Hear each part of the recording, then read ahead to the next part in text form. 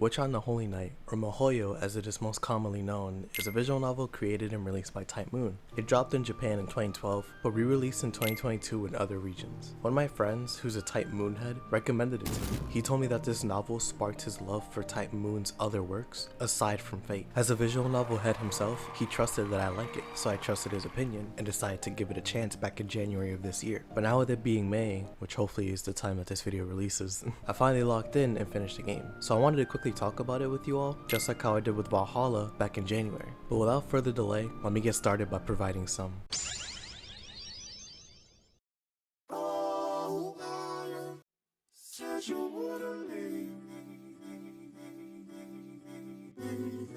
So to elaborate, I'm not new to Time Moon per se. That isn't to say that I'm experienced in it either. The Fate series is definitely where I lay my hat, with Fate Grand Order, the Fate Stay Night Unlimited Blade Works anime, the Heaven's Feel movies, and the Lord Elmaloy Case Files anime being the areas I dipped my feet into the most. But stuff outside of that, like Tsukihime and Garden of Sinners, were foreign to me. And if I'm being honest, I had no real desire to expand that palette. Not out of negative opinion, but out of indifference and lack of interest. But like I said earlier, I trusted my friend, so I decided to start with Mahoyo, with it being one of the most accessible and recent releases at the time. One cool piece of trivia surrounding this game that actually sparked my intrigue was that it's actually Kanoko Nasu's first story. Before Fate and Tsukihime, Mahoyo was first in the late 90s, but it never got the funding to be a full visual novel like the others did. That is, until because of the success of Fate and Tsukihime, Nasu finally had the opportunity to do so. And of course, popular is understating it too. These series made a mark on visual novels as a whole, so it's cool to me because it looped back around. Now Nasu and Takuichi's visions were realized with this game. And it's not like Mahoyo's some random unconnected story either. Its main protagonist shows up in Tsukihime and Melty Blood. Its plot and characters hold weight in the established Time Moon universe. But with that being said, let me actually shed some light on said protagonist with a quick So, quick spoiler warning, don't watch this video if you're interested in this game. I'm not spoiling the whole game, but please tread with caution regardless. Anyways, let's begin. This story takes place in the 1980s, with us following two characters. Sojiro Shizuki and Aoko Aozaki are the two main characters of this game. Aoko is a 17-year-old mage who lives with her mage roommate, Alice Kuonji. She goes to school in Misaki City, in Japan, as a second year in high school. Sojiro is a 17-year-old boy who lived in the mountains, but recently moved to Misaki City. Here, he's forced to live on his own while attending high school as a second year, just like Aoko. Their paths cross, however, when Mr. Yamashiro, one of their teachers, forces the student council president, Aoko, to be Sojiro's tour guide. From this point forward, their lives would be interlinked, from Sojiro learning about magic at the amusement park to being Aoko and Alice's new roommate soon after. His life is fundamentally changed until the two can make a magic ruin that will erase his memories of Magecraft as a whole. Because one of the unspoken rules of Magecraft is that no civilians who aren't mages are supposed to know about Magecraft. So this is a grave sin that Aoko and Alice have committed. And that's where I'll leave it for now because there's some things I need to explain first. Of course, there's a bunch of questions I haven't answered, but I want to leave the plot open for people who are interested in the game. But if you're watching this video and have never seen, read, or played a Time Moon game or anime, you're probably confused on what I mean by Magecraft. So Time Moon has a magic system that is so dense, I genuinely could not begin to even try to explain it without this video changing completely. If you're interested in learning about it, I say play one of their games to start, because when I found out that magic and Magecraft were two different things, I tell you my mind was fried. I also recommend watching the anime because it's to the same effect as the game or a visual novel. I'll also link the wiki in the description because I know that some people learn better through that. Or you can do neither and look up a video on Time Moon's magic as well. Anyways, magic won't be important here, so don't worry. And whatever I do mention, I'll try to explain on the screen. Regardless, let me move on to my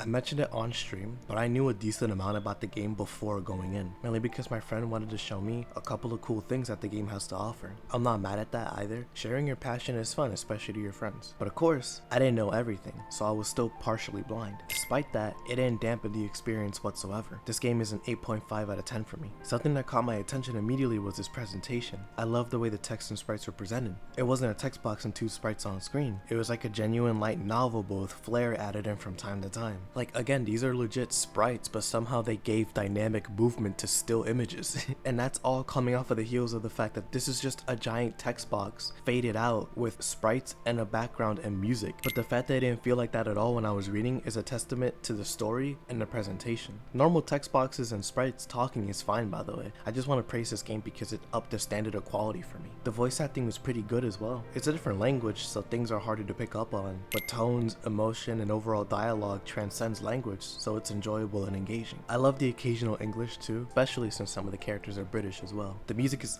awesome. I haven't listened to the OST fully yet, but having the songs built into the game for your listening pleasure is awesome. Alice's theme hasn't left my playlist and probably never will. The main story itself is a slow burn, but as I usually say, I don't mind that most of the time. When I did mind it, I felt like the story wasn't dragging, but was definitely taking its time. But that's fine because it took its time to build up the characters. More on that in a second. But the story for the most part was enjoyable, engaging, and interesting. What helped with this though were two important things: the side stories and the characters. The side stories added so much to the cast and the story because we got to see the cast interact with characters we barely see in the main story, like Sojiro, Tobimaru, and Konomi. Sure, we see them together in the story, but we really see them in the side stories, or how all three hang out and interact is interesting, despite for the most part it being mundane. Or Kumari with Aoko and how the same applies to them. The main cast have lives outside of the main story and it helps flesh them out, along with the side characters we rarely see. There's also the church, Toko, Bayo, Riddell, Mr. Yamashiro, and Toki, this totaling up to 14 real characters, not including ploys. And all the interaction that they get is awesome because it brings the world to life. It makes it feel real and lived-in, which in relation to that, characters themselves are great. If I didn't like them at the start, I definitely did by the end. The main cast got the most development because we see them the most, but I'm glad because Aoko, Alice, and Sojiro are basically family by the end of the game. It's so wholesome. All three of them were affected by the story and aren't the same people after it. The character writing on display is impressive. My favorite characters are Tobimaru, Komari, and Sojiro. My favorite scene was the four-way tie between Sojiro versus Beowulf, Alice being carried back to the mansion by Sojiro, Aoko using the true magic, and Aoko and Sojiro's last talk. My one complaint is that this game needs a built-in dictionary, especially for the magic side. I know some stuff when it comes to Type Moon Magecraft, but if this is someone's first time reading this, they will 100% be lost. Of course, the game explains it to the best of its ability, but sometimes you need a refresher for complex concept. I mentioned one like Steins Gate's dictionary, but that's meant as an example and not a tried and true method to how it should be done. This is my personal preference, but it would definitely help if it was built into the game. So I'm hearing post after having a conversation with my friend who recommended the game to me, and he told me how Kanoko Nasu and all of his works has different aspects of Magecraft scattered throughout them. How Fate has its own system that still applies to the overall Type Moon world, with Mahoyo and Tsukihime having their own variants as well, like different aspects of Magecraft as a whole. And the way that it's presented, it's meant to be, look at all these different works so you can learn about these different aspects of Magecraft. Like in Mahoyo, we didn't see a reality marble, but in Fate we do. So while he doesn't agree with it, it's just how it's presented, so that's why having a dictionary would more defeat the purpose of having people check out the work. And I can understand that aspect. I also don't agree with it though.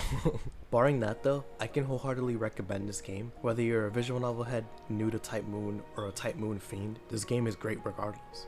Anyway, I'd like to thank you all for watching. Whether you watched the streams or only this video, I appreciate it regardless. I didn't think I'd be making this video, but I had to after I finished the game. It was too good not to. As to what I'm streaming next, it'll probably be Sonic X Shadow Generations. I've been meaning to play that for over half a year, so I'll get on that at some point. As for videos, however, I have some in mind, so don't worry about there being a drop for a little while. Thinking of shorter anime next, but you'll see. That aside, I hope you all have a great rest of your day. I'll see you all in the next video.